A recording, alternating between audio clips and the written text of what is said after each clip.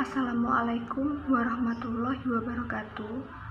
Saya Hebilda Islami dari program studi Tasawuf dan Psikoterapi. Di sini saya akan menjelaskan mata kuliah dari Tarekat Muktabaroh dengan tema Tarekat Ghairu Muktabaroh Sidikiyah yang akan dijelaskan dalam 4 poin. 4 poin tersebut yaitu yang pertama adalah sejarah Tarekat Sidikiyah, yang kedua tokoh Tarekat Sidikiyah, yang ketiga silsilah Tarekat Sidikiyah, dan yang keempat adalah ajaran Tarekat Sidikiyah. Sejarah Tarekat Sidikiyah. Tarekat berasal dari bahasa Arab yakni thoriqoh yang artinya jalan, keadaan, aliran dalam garis sesuatu. Sedangkan Sidikiyah artinya adalah kebenaran. Tarekat Sidikiyah adalah jalan untuk mencapai kebenaran ma'rifatullah dengan cara yang sebenar-benarnya. Faham Sidikiyah adalah faham tasawuf di mana orang-orang yang selalu menjaga kebersihannya. Jiwa yang harus dijaga dan dibersihkan dari sifat-sifat kotor, tercela, tidak terpuji sebagaimana perintah Rasulullah yang benar-benar harus dihayati dan diresapi dalam kehidupan sehari-hari. Tarekat Sidikiyah adalah salah satu dari sekian banyak tarekat yang berkembang di seluruh dunia. Tarekat Sidikiyah berpusat di Desa Losari, Kecamatan Ploso, Kabupaten Jombang, Provinsi Jawa Timur, dan sudah menyebar di berbagai pulau seperti di Jawa, Sumatera, Kalimantan, Sulawesi, dan Nusa Tenggara, serta berada di luar negeri seperti di Malaysia, Singapura, Brunei Darussalam. Diceritakan bahwa tarekat ini sudah ada sejak zaman Nabi Muhammad, meski belum menggunakan nama tarekat Sidikiyah. Tarekat Sidikiyah ini sebab silsilahnya melalui Sayyidina Abu Bakar yang diberi gelar oleh Nabi Muhammad, yaitu gelar As-Siddiq. Ketika Rasulullah menceritakan pengalaman saat melaksanakan perjalanan Isra Mi'raj kepada penduduk Mekah, pada saat itu kaum Quraisy mendustakan peristiwa Isra Mi'raj itu, dan Abu Bakar orang pertama yang mempercayai peristiwa yang dialami oleh Rasulullah. Tarekat ini mulanya muncul dan berkembang di negeri Arab, selanjutnya juga menyebar di negara-negara lain. Hanya saja seiring dengan perkembangan dan penyebarannya, nama Sidikiyah sendiri ini telah melalui metamorfosa sehingga pada perkembangan belakangan tidak begitu dikenal. Untuk memperkuat pendapatnya, Kiai Mukhtar merujuk kepada Syekh Muhammad Amin Al-Qurdi Al-Irbil dalam kitabnya Tanwir Al-Qulub yang dengan jelas menyebutkan bahwa silsilah tarekat dari Abu Bakar Siddiq sampai kepada Syekh Taifur bin Isa Abi Yazid Al-Bustami dinamakan Tarekat Sidikiyah.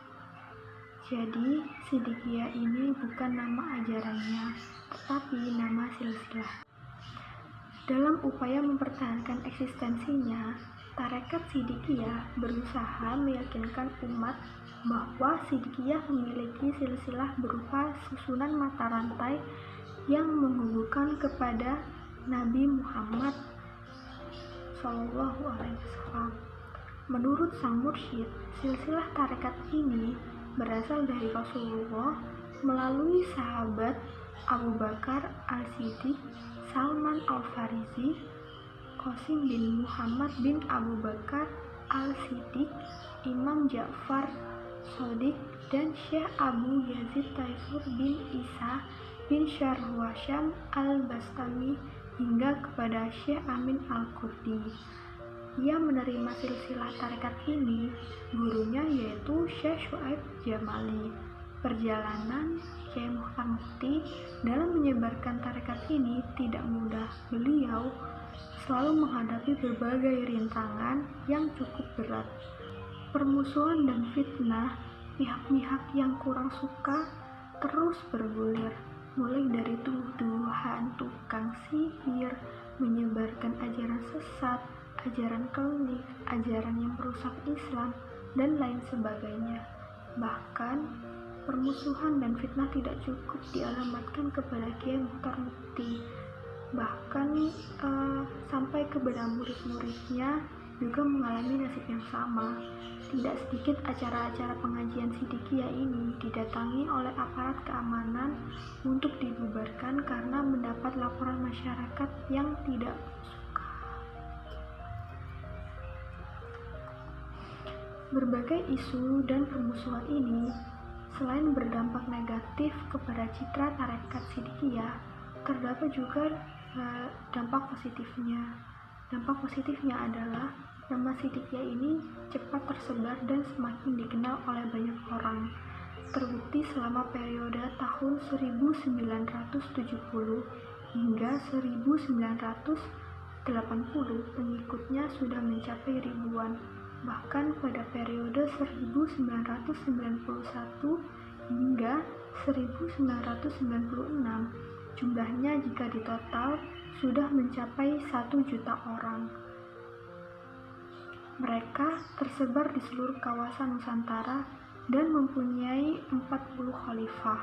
Sementara itu, pada tahun 2004 ketika terjadi kongres organisasi Sidikiyah, diperkirakan jumlah penganutnya sudah mencapai 6 juta orang dan khalifahnya 45 orang. Namun, jumlah ini hanya sekedar perkiraan karena tidak ada catatan yang pasti dan terdokumentasikan. Jumlah tersebut diprediksi akan terus meningkat seiring perjalanan waktu. Lalu yang akan dibahas yaitu tokoh tarekat Sidikiyah. Tokohnya yaitu Abdul Mukti Mukhtarullah Al-Mujtaba. Syekh Muhammad Mukhtar bin Abdul Mukti Mukhtarullah Al-Mujtaba adalah mursyid tarekat Sidikiyah. Tarekat Sidikiyah saat itu dipimpin oleh Kiai Muhammad Mukhtar Mukti, putra dari pasangan Haji Abdul Mukti dan Nyai Nasihah. Dahulunya, Kiai Mukti ini tidak menyukai pembelajaran apapun yang berbau tasawuf, namun lebih menyukai tentang fikih. Setelah lulus dari pesantren, ia berpindah ke Lamongan dan mengajar. Dari situlah dia mulai mengenal ajaran tarekat dan Syekh Syahid Jamali.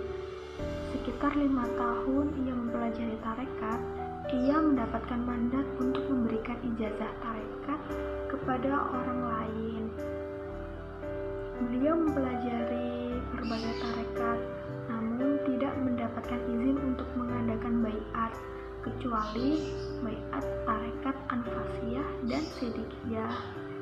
Karena pesatnya perkembangan kaum muslim yang memerlukan bimbingan pelajaran tarekat Sidikiyah ini, beliau sebagai mursyid mengangkat wakil-wakil yang disebut khalifah yang bertugas mewakili mursyid memberikan bimbingan pada murid-murid Sidikiyah seluruh penjuru Nusantara. Khalifah pertama yang diangkat adalah Slamet Makmur sebagai murid yang pertama, kemudian Duhan Iskandar, lalu Suyono Hasan Ahmad, Ahmad Syafi'in, Saifu Umar Ahmadi, Muhammad Munif, dan lain-lain, hingga lebih dari 40 khalifah yang mana salah satunya adalah Kiai Idris, pengganti dari Kiai Nube yang almarhum, yang bermukim di dekat Lamongan. Lalu akan menjelaskan mengenai silsilah tarekat Sidikiyah. Silsilah tarekat Sidikiyah melalui sahabat Salman Al-Farizi sampai kepada Syekh Amin Al-Kurdi Al-Irbil dari kitab Tanwirul Qulub. Silsilah ini berawal dari Allah SWT, lalu kepada Malaikat Jibril alaihissalam, lalu yang ketiga adalah turun kepada Nabi Muhammad SAW, lalu kepada Abu Bakar Siddiq, selanjutnya Salman Al-Farisi, selanjutnya Qasim bin Muhammad bin Abi Bakar Siddiq, dan selanjutnya Imam Ja'far Shadiq siwa Sayyidina Qasim bin Muhammad bin Abi Bakar, lalu turun kepada Syekh Abu Yazid Taifur bin Isa bin Adam bin Sahrusyan al-Bustami, dan hingga turun yang terakhir kepada Syekh Muhammad Amin al-Kurdi al-Irbil. Lalu ada ajaran tarekat Siddiqiyah. Ajaran tarekat Siddiqiyah yang pertama ada 8 kesanggupan pertama. Secara umum dapat dikatakan bahwa 8 kesanggupan utama yang harus dinyatakan ketika ingin menjadi murid tarekat Siddiqiyah merupakan ajaran dasar tarekat Siddiqiyah. Maka jika ada calon murid yang tidak sanggup mentaati ke-8 tersebut, ia tidak dapat diterima menjadi murid tarekat Siddiqiyah. 8 kesanggupan ini kemudian dijadikan ikrar yang sering kali diikrarkan pada acara-acara yang diadakan organisasi tarekat Siddiqiyah. Pembacaan ikrar dilakukan untuk mengingatkan dan memantapkan anggota tarekat Siddiqiyah terhadap komitmen 8 kesanggupan tersebut. Yang pertama adalah sanggup berbakti kepada Allah Ta'ala. Kesanggupan ini merupakan kesanggupan yang paling utama dan paling mendasar, sebab berkaitan dengan keislaman itu sendiri. Yang kedua adalah berbakti kepada Rasulullah. Berbakti kepada Rasulullah ini berkaitan dengan berbakti kepada Allah, karena kesanggupan yang kedua ini sangat mendasar, sebab tidak mungkin ketaatan kepada Allah tanpa diikuti ketaatan kepada Rasulullah.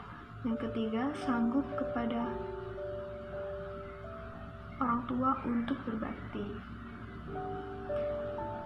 Walaupun pada hakikatnya Allah yang menciptakan manusia, tetapi penciptaan tersebut melalui perantara orang tua. Bakti kepada orang tua dapat ditunjukkan dengan sopan santun, baik perkataan, sikap, perbuatan terhadap orang tua, mencintainya dengan sepenuh hati, dan sikap yang baik. Yang keempat adalah sanggup berbakti kepada sesama manusia. Manusia adalah makhluk sosial. Dia tidak akan pernah bisa hidup sendirian, maka dari itu dia pasti membutuhkan manusia lain. Lalu yang kelima, sanggup berbakti kepada negara Republik Indonesia.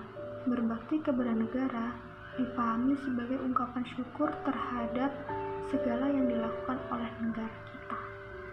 Lalu yang keenam, sanggup cinta pada tanah air Indonesia. Cinta tanah air Indonesia dipahami bahwa tanah air Indonesia ini adalah tempat yang menerima kedatangan manusia.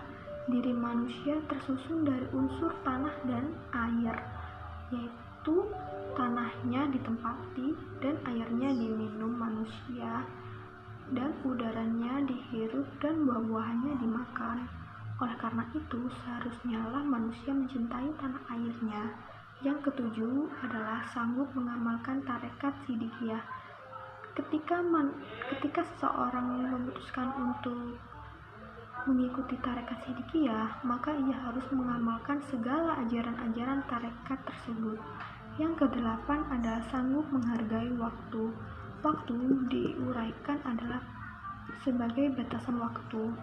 Dalam pandangan tarekat Siddiqiyah, waktu adalah umur. Umur adalah modal utama untuk melakukan kebaikan.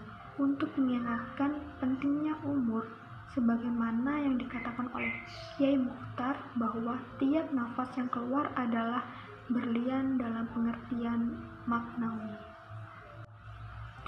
Yang kedua adalah kesatuan syariat, tarekat, dan hakikat. Bagi tarekat Siddiqiyah, kewajiban agama bukanlah hanya semata-mata berbentuk syariat atau fikih, tetapi juga tarekat atau tasawuf, dan juga hakikat. Dari ketiganya ini merupakan satu kesatuan, seperti yang dikatakan oleh para sufi terdahulu, bahwa barang siapa yang berfikih tapi tidak bertasawuf, maka ia sungguh telah fasik. Barang siapa yang bertasawuf tidak berfikih, sungguh ia telah zindik. Dan barang siapa yang berfikih dan bertasawuf, sungguh ia menjadi muslim yang sebenarnya. Lalu ada juga amaliyah tarekat Sidikiyah. Selain ajaran-ajaran tarekat Sidikiyah, ada pula amalan yang dilaksanakan oleh setiap murid yang telah dibaiat masuk dalam tarekat Sidikiyah ini. Amaliyah tersebut yang pertama adalah sholat. Dalam Islam, sholat merupakan kewajiban yang paling mendasar. Karena itu, sholat dikatakan tiang Islam, amal yang paling utama, obat, dan masih banyak lagi hikmah-hikmah lainnya. Sedangkan dalam pandangan ahli tasawuf, sholat ini dikatakan sebagai penyambung antara Tuhan dan hambanya, penyucian dari segala dosa, tempat tumbuhnya cinta pada Tuhan. Lalu ada pun puasa yang kedua. Puasa yang dimaksud di sini bukanlah puasa pada bulan Ramadan, sebab puasa Ramadan adalah puasa yang sudah jelas wajib bagi orang mukmin. Puasa yang dimaksud di sini adalah puasa-puasa khusus dan puasa sunnah yang sangat dianjurkan bagi warga tarekat Sidikiyah. Di antara puasa tersebut yaitu yang pertama, puasa 4 hari sebelum melakukan baiat. Ketika seseorang mau melakukan upacara baiat sebagai gerbang memasuki tarekat Sidikiyah, mereka melakukan puasa tersebut dalam 4 hari berturut-turut. Jumlah 4 hari mengandung maksud tertentu dan alasan tertentu, yaitu karena pada proses baiat adalah pengajaran zikir zahar la ilaha illallah yang apabila dipisah terdiri dari 4, yaitu la ilaha illa Allah. Oleh karena itu puasa dilakukan 4 hari. Yang kedua adalah puasa 6 hari pada bulan Syawal. Setelah melakukan puasa Ramadan 1 bulan penuh, maka setelah Idul Fitri disunahkan untuk melakukan puasa 6 hari. Yang ketiga yaitu puasa Tarwiyah dan puasa Arafah pada bulan Zulhijjah. Ketika orang-orang yang mampu melaksanakan ibadah haji, maka bagi yang tidak melaksanakan ibadah haji, menjelang puncak pelaksanaan ibadah tersebut disunahkan untuk melakukan puasa, yakni puasa Tarwiyah tanggal 8 Zulhijjah dan puasa Arafah pada tanggal 9 Zulhijjah. Yang keempat adalah puasa Sya'ban. Bulan Sya'ban adalah bulan yang berada persis sama dengan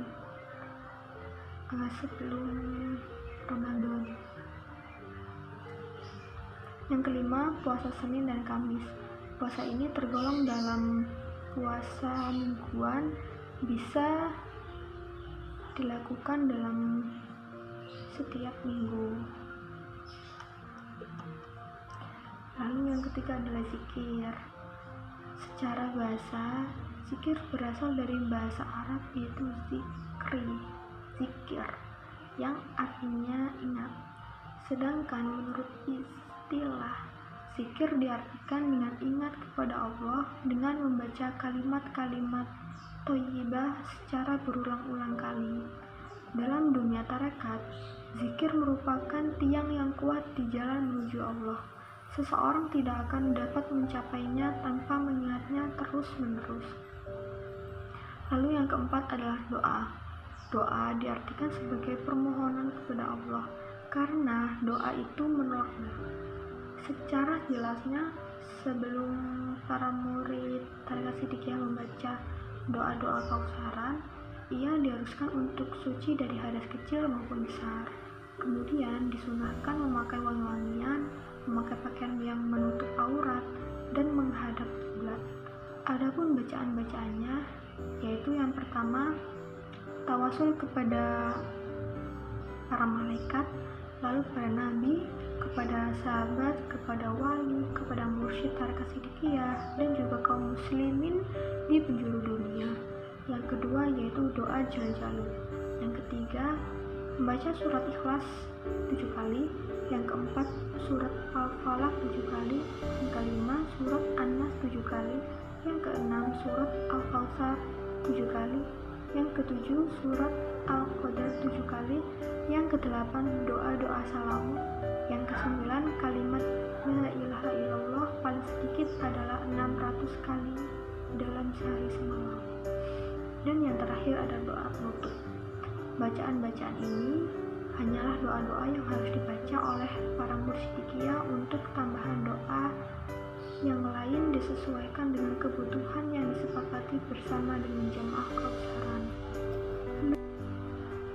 Bacaan-bacaan di atas hanyalah doa-doa pokok yang harus dibaca oleh para murid Hidayah untuk tambahan doa yang lain disesuaikan dengan kebutuhan yang disepakati bersama jamaah kautsaran. Sekian penjelasan dari saya. Jika terdapat salah-salah kata, mohon dimaafkan yang sebesar-besarnya. Terima kasih. Wassalamualaikum warahmatullahi wabarakatuh.